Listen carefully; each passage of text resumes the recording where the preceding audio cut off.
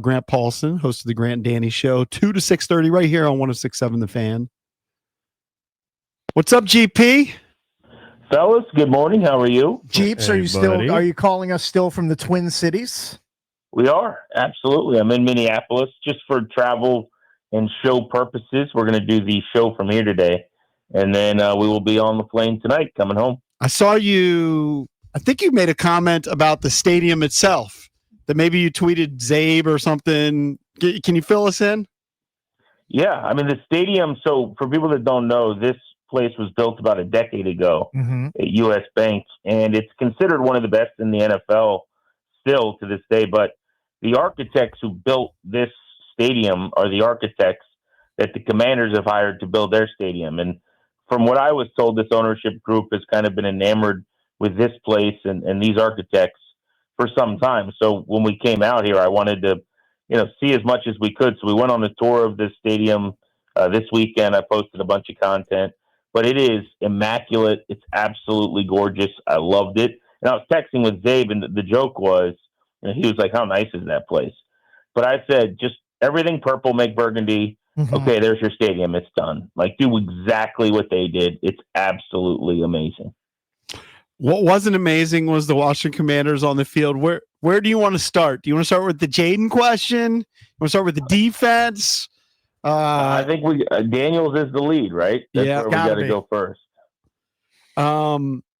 I think you're in my department that they got to change the offense a little bit. What's your take on Jaden the rest of the season? Do you want to see him on the field? And do you think ultimately they need to change their offense a little bit? Well, specific to just him being on the field, I know this is now probably increasingly in the minority, but yeah, I think he needs to play football. I think one of the bigger problems for him this year, if you want to talk about the regression or the quality of the play or, the offensive production or lack thereof, is the lack of time on the grass together. And while I don't really believe in momentum year to year, like whether or not they finish strong and string together wins this year or even him playing at a really high level this year. There's obviously none from last year to this year. What's that? There's obviously no momentum from last year to this year. Right. Yeah, the carryover, EV, is not a thing to me. Having said that, what I do think is, I think that he is suffering when he's playing from basically just not playing enough in terms of, processing, getting the ball out quickly, taking the layups, seeing everything. Just get into a rhythm. Yeah. Exactly right. And so this is playing football stuff, and I don't think you get better by not playing football, number one. Number two, there was 29% of the season left as of yesterday, 5 out of 17 games. So everyone acted like this was some January Week 18 game where it's like, oh, there's a game or two. You've got your entire healthy offense other than Austin Eckler. So if that's the case, I know Ertz is now hurt, but I mean, when you have your entire offensive line, you got all your receivers. If the offense is healthy, he should play. Yeah. And if they don't want to play him in the final game of the season or whatever to evaluate some other stuff, sure, whatever. That's not a problem. But with a month of games left, you're talking about 4 weeks of practices. You're talking about 4 games. He should be playing football if he's healthy. Right. That's a no-brainer to me. And here's the thing. It's sometimes I think we as fans take for granted this idea that these guys are all healthy. Like Baker Mayfield's playing hurt. Aaron Rodgers is playing with 3 fractures. Daniel Jones was playing hurt. It's unfortunate that Daniel Jones, that probably exacerbated it, but that's just the nature. Matthew Stafford's playing hurt. All these guys are playing hurt. It's the nature of the game. If they're healthy enough to get out there and play, even though they still are nursing things, and I've kind of downplayed this one a little bit, calling it a boo-boo because he just re-aggravated the boo-boo, because thank God it's a sort of a non-factor as far as I'm concerned. The left arm doesn't really mean that much. We're just lucky that it wasn't a more serious injury, but if he's healthy enough to get out there and withstand a few hits, he's got to play. That's the nature of this game. Totally right. Here's the other part that people don't seem to care about, and I understand that. There is I'm an analytical, data-driven person, but there's a real locker room element to this too, in terms of culture building and operation where, everybody else is banged up and hurt. Mm-hmm. You can't just take care of Bobby Wagner played hurt yesterday. Yeah. 100%. And that list is long. So I just think it's a no-brainer. Now, here's what I'll say. That the big debate or question really is around the word health, I guess, EB. Yeah. Which is like, how healthy is he? So here's what I need to know about this week. After the game, Dan Quinn, as I'm sure you guys have talked about, suggested he could have gone back in. He kind of got banged up or whatever. That's precautionary. If he just, felt pain in the elbow again and he came over and then they worked it out and got treatment, and if this is a playoff game, he could have gone back in, then sure, he should play next week. If he re-aggravated something, that's different. But that's not the sense I got. The way he was moving around afterwards on the sideline, his frustration. So we'll see. I mean, I'm not suggesting, you referenced a lot of quarterbacks in playoff pushes and things that are playing through real injuries. I'm not suggesting he should even do that in a lost season. But that's not what happened yesterday, to my knowledge.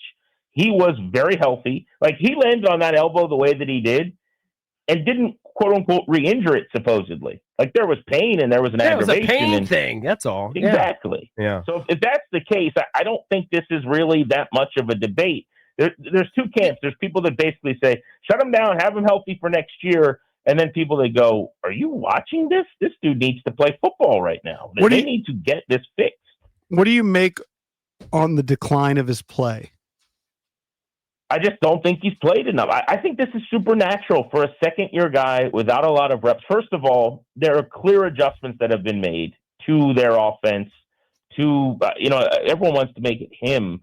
I think we've talked a lot about this. I know you guys have as well. I don't think they do enough things to make his life easy, first of all. They're not doing the types of things that you see around the league where it's, getting him some easy layups in the middle of the field with play action shots and under center offense and moving the pocket and bootlegging. And so first off, I think the way that they live, which is the straight drop back game for the most part, is the hardest thing to do in the National Football League as a quarterback. That would be one thing I would tweak going into the offseason. But when you miss as much practice as this guy has, and you have worked so little with this group, I think a lot of their problems are timing and just the operation. So that's why the prescription, it would be like saying to me, like, oh, yeah, well, your problem is like, that you're not exercising enough. And then the prescription is, well, make sure you don't exercise for a month. Like, no. This dude's got to see things live. Yeah. I don't know if I'm sure he's still wearing his binocular little device and watching everything at 2 times the speed.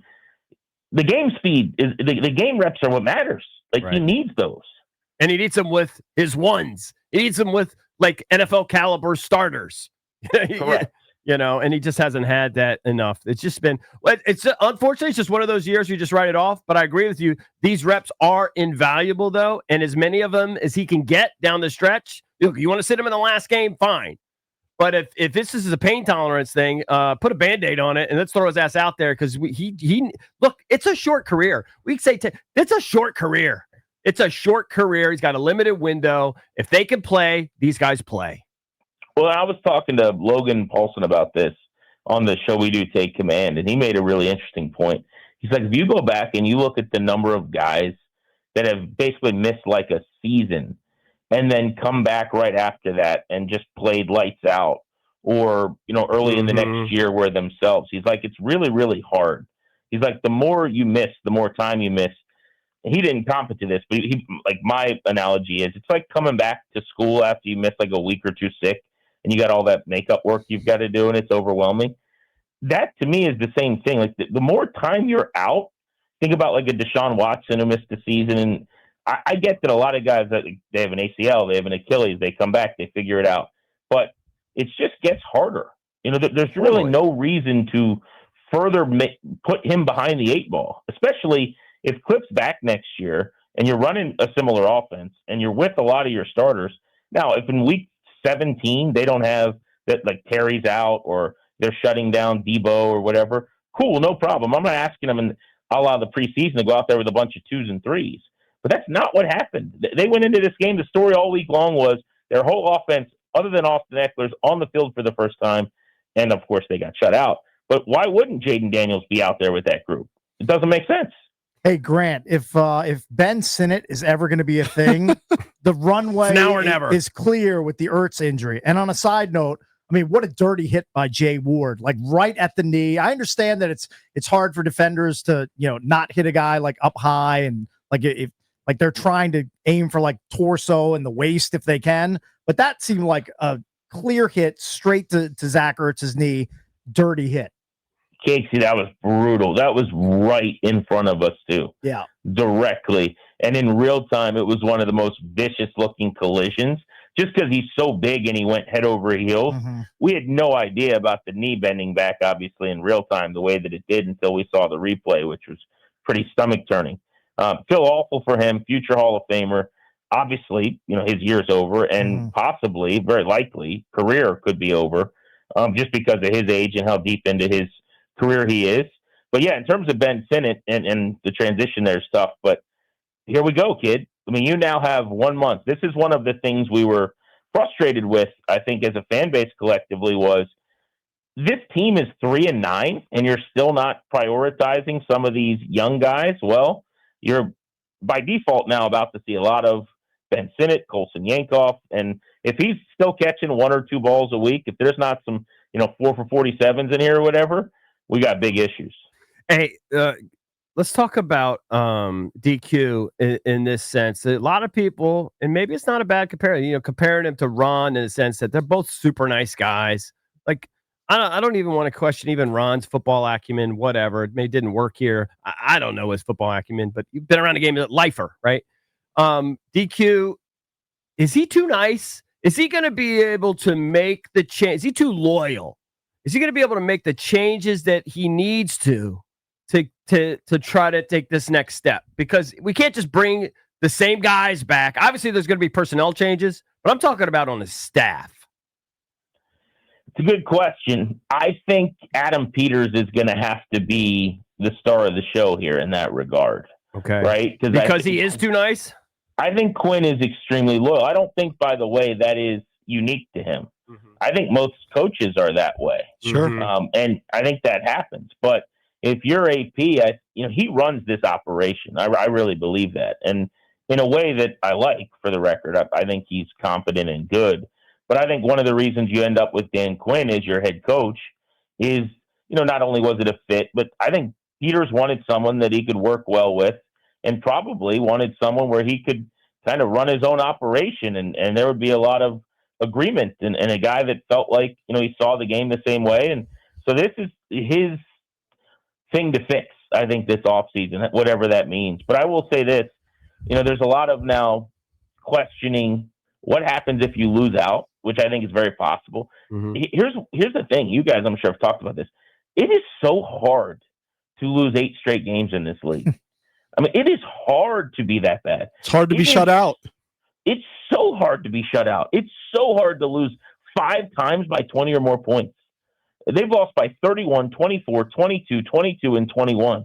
Like, this is not just a bad season. This is insane how bad this is. And I say all that to say, like, if they hadn't gotten to the NFC Championship game last year, if they last year were, 7-10 and Jaden balled out at times and whatever, and felt good about the quarterback, like, we're talking about a coaching change in that type of situation. Because they did what they did last year, deservedly and correctly, no one should be talking about Dan Quinn getting fired, Adam Peters being on the hot seat. You got to get out of jail free card. But we did put that as our poll of the day, Grant. Yeah. Should Dan Quinn be on the hot seat right now? About 1,000 votes, 58% say yes. So it's starting to at least, be thought about. That's actually high. I'm shocked. Real quick, before we let you go, our next topic was going to be, and I'm going to ask you, what are you more disappointed in this year?